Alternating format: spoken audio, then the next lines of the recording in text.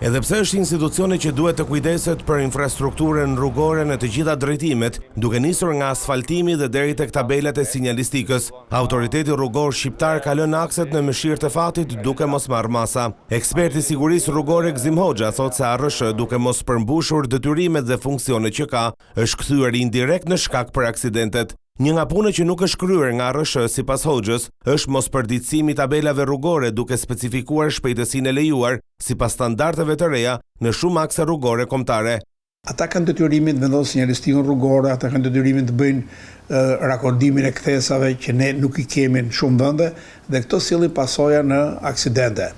Po ashtu kemi të miratuar ligjin për shpejtësinë autostrada.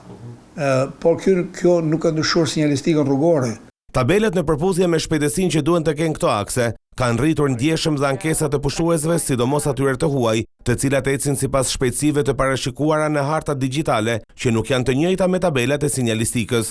Shtetas të huaj vitin që kaloi patëm mjaft konflikte me policinë, sepse i thoshin që ata lexojnë ligjin natyrisht, sepse gjerman, suedez, nuk di nga vjen, e lexon ligjin në Shqipëri dhe e di thot shpejtësia në autostradën në Shqipëri 130 km/h. Në fakt, sinjalistika nuk ka ndryshuar. Dhe kjo krijon një konflikt dhe nuk e di pse nuk ndryshojnë.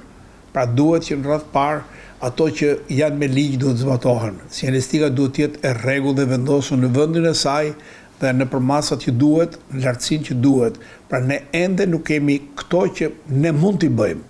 Amortizimi i asfaltit, por dhe mungesa e dedikuar hapësirave për të dalë ose për të futur në akset nacionale është një nga burimet kryesore për aksidente, që sipas ekspertit është sërish përgjegjësia e ARSH. Në dinin time është akorduar një fond 73 milion lek për të rregulluar të gjitha këto këndet. Rakordimi i kthesave quhet ky, pra nuk është në formë tëje, por është në formë harku, ka një periudhë kohe.